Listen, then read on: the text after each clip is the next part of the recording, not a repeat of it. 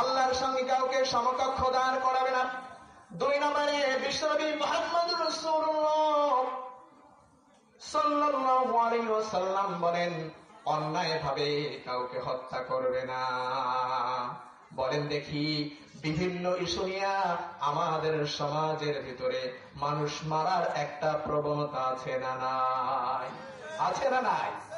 হাসরের ময়দান যেদিন কায়েম হবে, আল্লাহ পাক রব্বুল আলামিন মানুষের 2টা বিচার দ্বারা হাসরের ময়দানের বিচার কার্যক্রম শুরু করবেন। জোরে বলেন, কয়টা বিচার দ্বারা? প্রথম নম্বর বিচার আল্লাহ পাক রব্বুল আলামিন করবেন হকুল্লাহ, আল্লাহর ইবাদতের। প্রথম নম্বর হকুল্লাহ, আল্লাহর ইবাদতের, আল্লাহর হকের। আল্লাহর হকের ভিতরে নামাজের বিচার করা হবে, রোজার বিচার করা হবে, পর্দার বিচার করা হবে। এরকম করে আল্লাহ পাক রব্বুল আলামিনের হক যেগুলো আছে এই হকের বিচার করা হবে। 2 নম্বরে আল্লাহ পাক রব্বুল আলামিন বান্দার সর্বপ্রথম বিচার করবে, ও বান্দা বল, দুনিয়ার জমিনে অন্যায় এবং অবিচার ভাবে কাকে কষ্ট দিয়েছিস? অন্যায় এবং অবিচার ভাবে কার জীবন বিন্যাসের কারণ হয়েছিস? আজকে বল, আজকে বল। দুনিয়ার জমিনে তোর ক্ষমতা ছিল, ক্ষমতার লোভের মধ্যে পড়ে আমার বান্দাকে কষ্ট দিয়েছিস। আজকে তোর ক্ষমতা কোথায়? দেখাও দেখি। জোরে বলেন ঠিক না বেটি? আমাদের সমাজে ক্ষমতা দেখানোওয়ালা মানুষ আছে না নাই? আমাদের সমাজে ক্ষমতা দেখানোওয়ালা মানুষ আছে না নাই? নিজেকে মনে করে আল্লাহ মনে হয় ফেরাউনের থেকে তাকে বেশি ক্ষমতা দিয়েছেন। বলেন তো, ফেরাউনের থেকে ক্ষমতাবান ব্যক্তি পৃথিবীর মধ্যে আছে? জোরে বলেন, আছে? ফেরাউন কেমন ক্ষমতাবান ব্যক্তি ছিল, তিনি নিজেকে খোদা পর্যন্ত দাবি করেছিলেন। জোরে কোন ঠিক না বেটি? নীল নদের সামনে গিয়ে আল্লাহকে বলে, আয় আল্লাহ, আমি আমার কওমদেরকে বলেছি কালকে সকালবেলা এই নীল নদের মধ্যে পানি আসবে, পানি আসবে। যদি আমার কওমরা সকালবেলায় এসে দেখে পানি নেই, তাহলে আমার খবর আছে। আল্লাহ তোমার কাছে ক্ষমা চাই, অন্তত আমার মান সম্মানটা বাঁচাই দেন। যখন আল্লাহ পানি দিতেন কওমদের সামনে, তার জাতির সামনে, তিনি বলতেন, দেখো দেখো দেখো, আমি তোমাদেরকে বলেছি না আমি হলাম তোমাদের খোদা। দেখো, তোমার নীল নদে পানি ছিল না, আমি সকালবেলা তোমাদের নীল নদের মধ্যে পানি নিয়ে এসে দিয়েছি। জোরে বলুন না নাউজুবিল্লাহ। এরকম ক্ষমতাবান ব্যক্তি যারা আছে, অন্যায় ভাবে অবিচার করে, যারা অন্যায় ভাবে মানুষের উপরে জুলুম করে, হাসরের ময়দানে তাদের খবর আছে না নাই? জোরে বলেন, আছে না?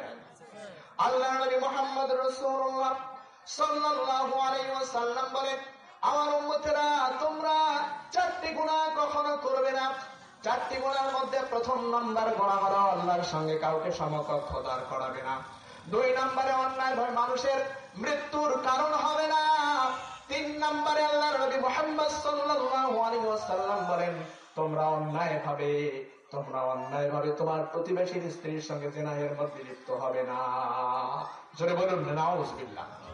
আল্লাহ পাক রব্বুল আলামিন বলেন, ওয়ালা তাজআলু মা'আল্লাহি ইলাহান আখারা ওয়ালা ইয়াকতুলুন নাফসাল্লাতী হারামাল্লাহু ইল্লা বিল হাক্কি ওয়ালা ইয়াসনুন। জোরে বলুন আল্লাহু আকবার। তোমরা অন্যায় ভাবে, তোমরা কোন ক্রমে কোন অবস্থাতে জিনাহের মধ্যে লিপ্ত হবে না। 4 নম্বরে বিশ্বনবী মুহাম্মদুর রাসূলুল্লাহ সাল্লাল্লাহু আলাইহি ওয়াসাল্লাম বলেন, আল্লাহর নবী সাল্লাল্লাহু আলাইহি ওয়াসাল্লাম বলেন, কোন অবস্থার ভিতরে তোমরা তোমার প্রতিবেশীর বাড়িকে চুরি করবে না। জোরে বলুন ঠিক না বেঠি? এই 4টি কাজ তোমরা করবে না। হযরতে আল্লাহর নবীর একজন মহিলা সাহাবী, আল্লাহর নবীর মহিলা সাহাবী আবু লাহাবের কন্যা হযরতে দৌড়া রাদিয়াল্লাহু তাআলা হইতে বর্ণিত। তিনি বলেন, বিশ্বনবী মুহাম্মদুর রাসূলুল্লাহ সাল্লাল্লাহু আলাইহি ওয়াসাল্লামকে প্রশ্ন করা হলো, ইয়া রাসূলুল্লাহ, আপনার নিকট সবচাইতে গ্রহণযোগ্য এবং আপনার নিকট সবচাইতে ভালো ব্যক্তিকে? এটা প্রশ্ন করবার পরে বিশ্বনবী মুহাম্মদ সাল্লাল্লাহু আলাইহি ওয়াসাল্লাম বললেন, আমার কাছে 5 শ্রেণীর মানুষ সবচাইতে বেশি প্রিয়। জোরে বলেন, কয় শ্রেণীর? আরো জোরে বলেন, কয় শ্রেণীর? 5 শ্রেণীর মানুষ আমার কাছে সবচাইতে বেশি প্রিয়। প্রথম নম্বরে যে ব্যক্তি কোরআনুল কারীম পড়ে যেরকম সুবহানাল্লাহ, জোরে বলুন তো আমরা এখানে যারা আছি কোরআন পড়তে পারি?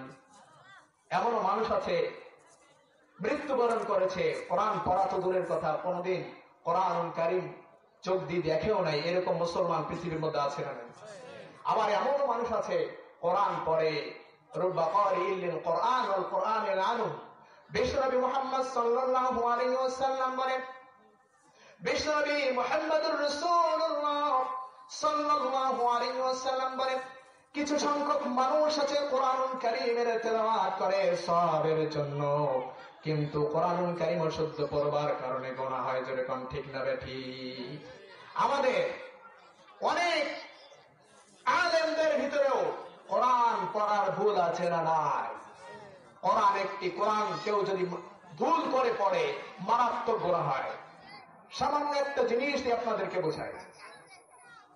আলহামদুলিল্লাহ, আলহামদু মানে হচ্ছে প্রশংসা। আলহামদু মানে কি? সমস্ত প্রশংসা লিল্লাহি, আল্লাহর জন্য।